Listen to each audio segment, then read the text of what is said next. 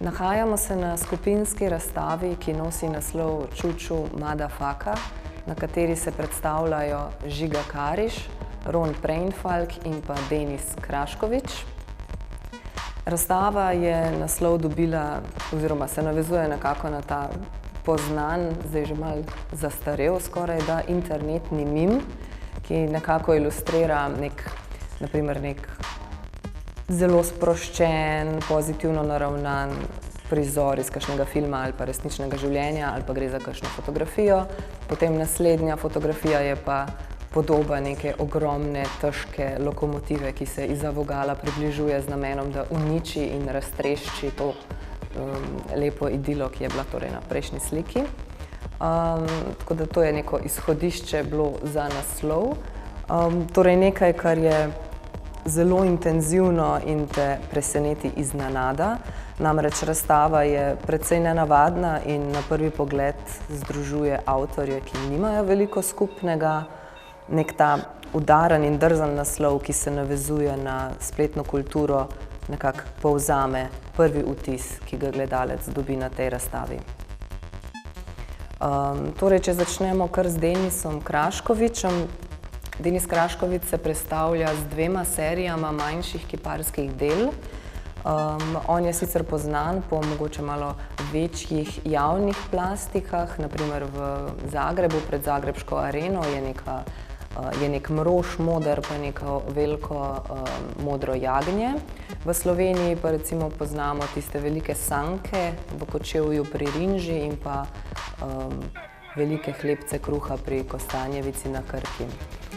Tokrat se pa na razstavi predstavlja z manjšimi deli, torej že iz same praktičnosti, ker so pač bolj obvladljivi in lažje prenosljivi. Prva serija nosi naslov Blizu kraja kune in vsebuje število manjših kun v naravni velikosti, vsaka je svoje solidne barve, narejene so iz stekloplastike in so nekako postavljene v krogu na način, v sredini se nahaja mrtva, taka osivela ali pa umirajoča kuna. In gre nekako na to splošno navezavo na Denisovo prakso, ki se ukvarja z obravnavanjem narave, življenjskega cikla, živalskih in rastlinskih vrst in gre v bistvu za nek moment življenjskega cikla, kjer ena od kun v tropu umre in potem se ji druge previdno približujejo. Po drugi strani gre pri tem delu tudi za komentar, nek tak subtilen komentar na zdaj že neobstoječo hrvaško valuto. Te kune so izjemno lahke in so zelo zanimive, ker se jih lahko vsakič postavi na drugačen način, predvsem pa so zelo priljubljene med otroci in pa mimoidočimi kužki, ki so mogoče malo bolj dovzetni do te realistične drže, ki jo te kune imajo.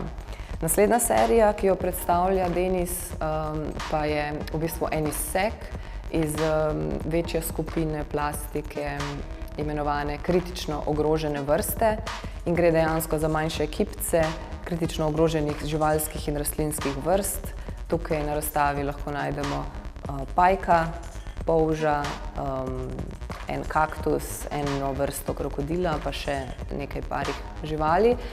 Vsaka od teh podobic ima v bistvu svoj podnapis z dejanskim latinskim imenom te dejanske ogrožene vrste, ker ne gre torej za kar kateregakoli pajka, ampak za zelo specifičnega pajka, ki je pač ogrožen.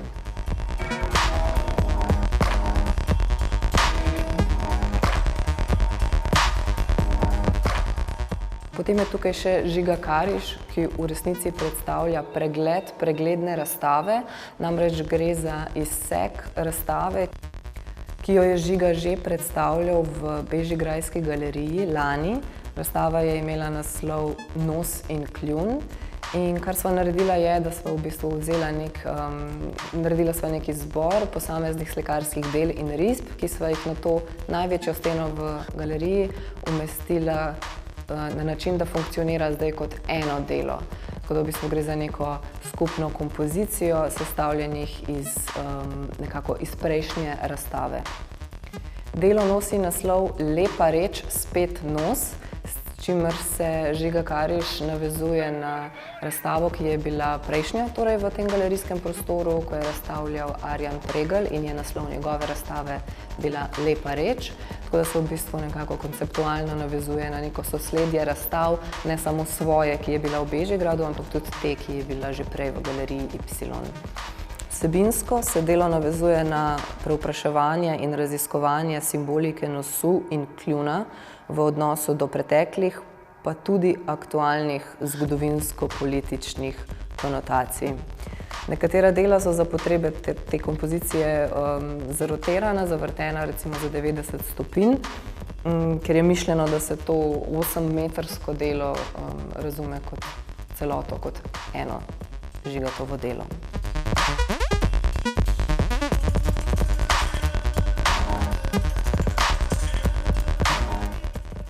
Na koncu je tu še Ron Preinfalk oziroma Rone 84 je njegovo umetniško ime, torej 84 kot leto, katero je on začel bolj intenzivno grafitirati. Ron sicer izhaja iz grafitarskega sveta, se pa na tej razstavi predstavlja v glavnem s svojimi slikarskimi deli, ki so nastala v prejšnjem letu, pa tudi z dvema malo starejšima deloma. Eno je slika na pleh različnih pografitiranih vlakov in pa en pozlačen palček, kjer gre v resnici za nek tak starinski gobelin.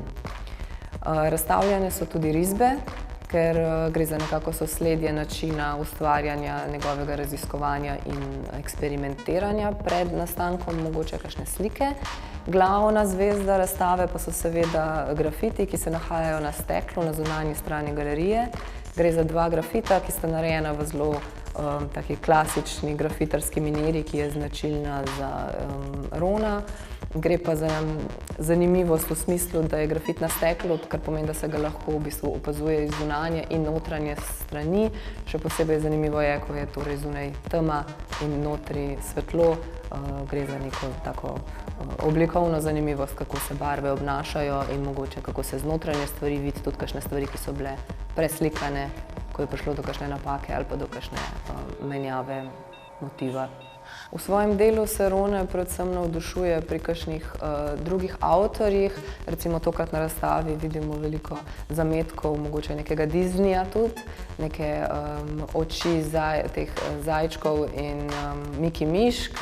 Ena slika ima tudi samo nogo od Miki Miške, potem vmes se skrivajo kakšni bitli, tudi kakšne čisto naključne nalepke in na splošno navezovanje na neko to grafitarsko kulturo. Je pa res, da je slikarstvo kot medij čisto drugačen, se drugače obnaša in potem tudi umetnik k mediju pristopa na drugačen način.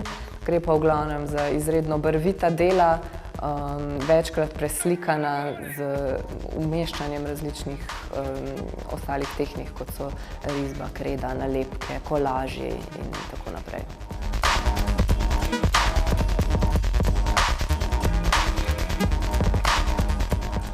Zdaj, čeprav vsak od umetnikov deluje v svojem mediju in so si vsebinsko v svoji praksi izredno različni, jih vseeno združuje ta neka iskrenost do svojega dela, da so direktni, udarni, a oblikovno in likovno še vedno premišljeni in všečni.